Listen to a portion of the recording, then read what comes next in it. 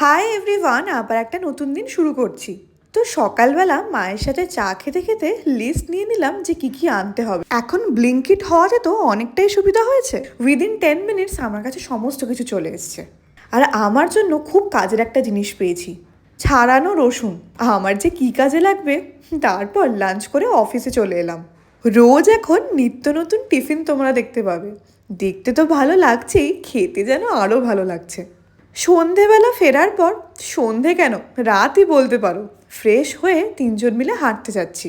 আস্তে আস্তে এখানে ভালোই গরম পড়ছে, ওই জন্য মা আর বেশিক্ষণ হাঁটতে পারিনি, উপরে চলে গেছে। তারপর আমি আর বোন মিলে আইসক্রিম খেয়ে সে যে কী পাগলামো করছিলাম।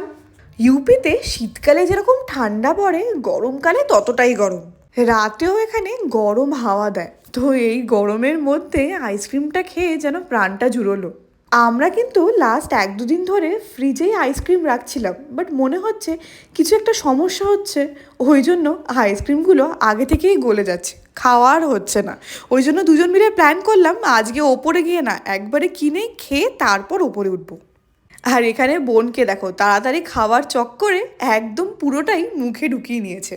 আর জানো তো আজকে আমাদের রাতে ডিনারের কি প্ল্যান আছে?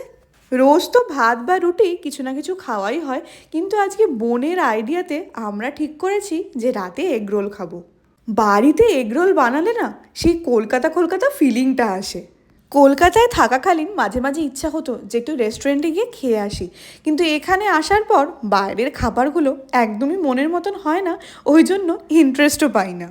আমরা আসতে না আসতেই রোলের পুরো প্রিপারেশনও হয়ে গেছে, এবার শুধু খাওয়াটা বাকি।